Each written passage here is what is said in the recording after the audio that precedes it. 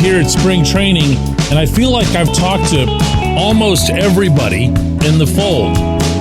And out of all of those individuals, the ones who might matter the most are not necessarily the most prominent names on the roster. Hear me out on this. Good morning to you. Good Friday morning from Bradenton, Florida. I'm Dejan Kovacevic of DK Pittsburgh Sports. This is Daily Shot of Pirates. It comes your way bright and early every weekday if you're into football and or hockey. I also offer daily shots of Steelers and Penguins in the same place that you found this.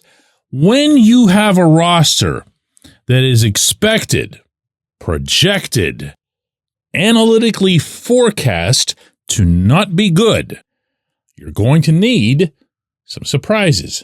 You're going to need some players who have some ceiling, but it's legitimate ceiling, meaning they haven't hit it before. They have to go higher than where they've been. So, for example, while it's really obvious that you need Brian Reynolds to hit like Brian Reynolds, you need Paul Skeens to pitch like Paul Skeens, and so on, what you also need is for Jack Suwinski to just find himself. You know, you need the version of Jack that hit 26 home runs, but not the version that struck out in every other plate appearance. You need the version of Josh Palacios who hits all those monster home runs when his family's in the crowd or it's somebody's birthday.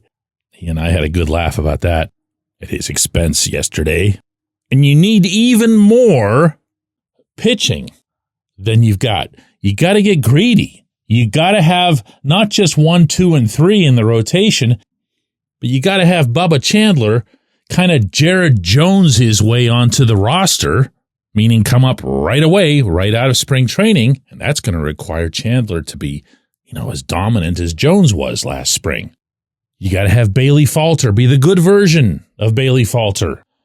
He reminded me yesterday of how important it was back when he and Luis Ortiz were the 4 and the 5 in whatever order last season, and you would see Skeens and Jones and Mitch Keller rip through the other guys, and then everyone else is thinking, well, we got to go out there and do the same thing too, while the other guys are thinking, wow, good, thank goodness that we're not facing any of those top 3 guys. And then Falter comes out with a completely different delivery, obviously from the other side, and shuts them down.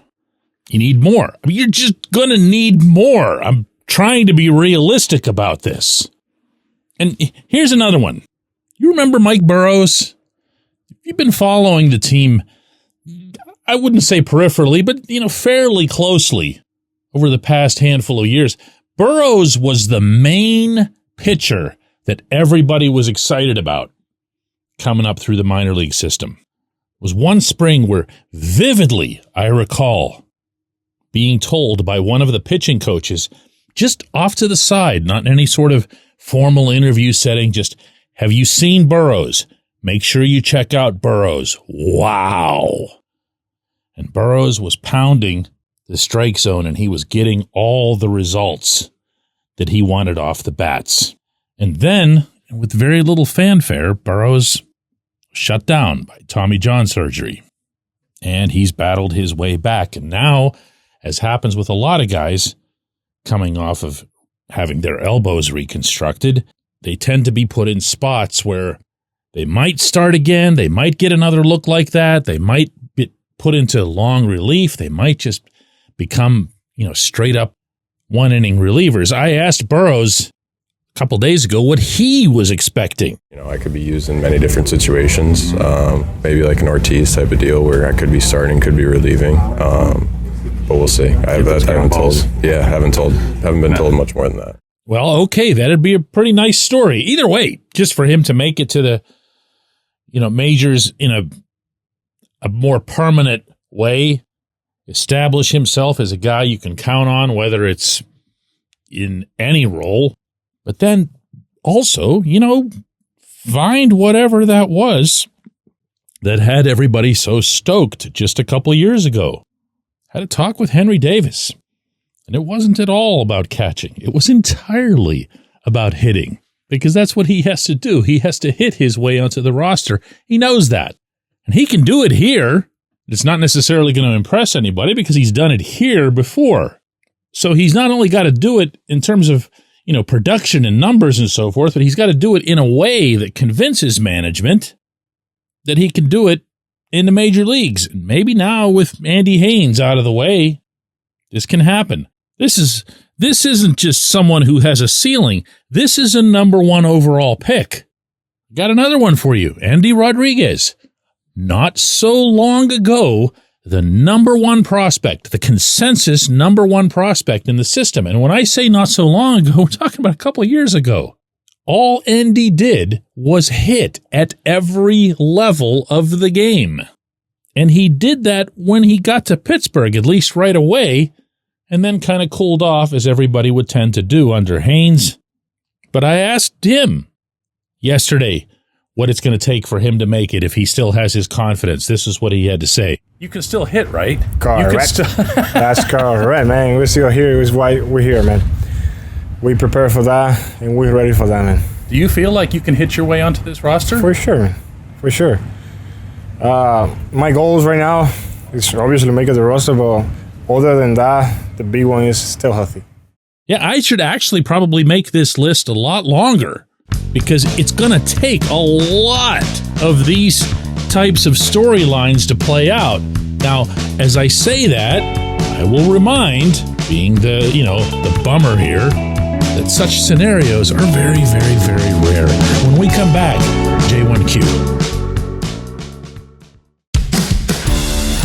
It's Gun Storage Check Week. Help prevent unwanted access to your firearms. No one wants their unsecured gun to be used in an accident, a suicide, or a crime.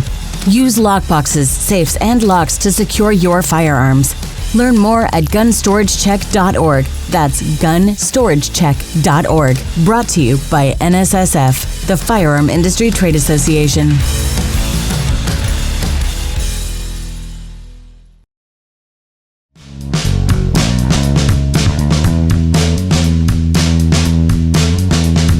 Today's J1Q comes from Ryan, who says, "Hey, Dejan, are we at the point, and deservedly so, where words ring hollow and the Pirates have to prove it? I imagine you are as skeptical as the rest of us."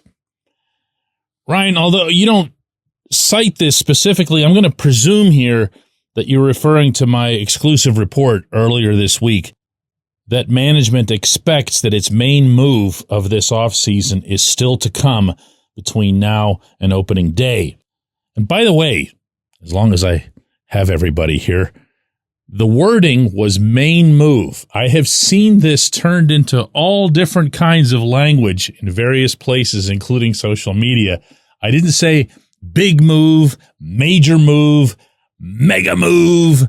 No, main move, meaning by their standards. So if it's the main move, if you think about it, all it's got to be is something that's a bigger deal than Spencer Horwitz. So a little context there. Do they have to back it up? Yeah. I mean, this is year 6. And I don't think they have to back it up just in terms of making whatever this move might happen to be. They have to back it up by winning. I mean, here again, since I've been down here, I have heard Ben Cherington say that winning is now the only thing. Winning is the only goal. Winning at the Pittsburgh level. And he did so without any visible gun pointed at him. Heard Derek Shelton say something in that same spirit. These are things that were not spoken by anybody associated with this organization for the first 5 years of this management team's tenure. I'm not saying that to you as if it's some sort of commendable thing. I'm saying it because it suggests that there is some sort of pressure on them. Is it coming from the outside? I don't know. Is it coming from above? I don't know. But I've also heard people above talk much the same way, and given the various histories of all of these people, I'm going to assume that there's pressure of some kind from somewhere.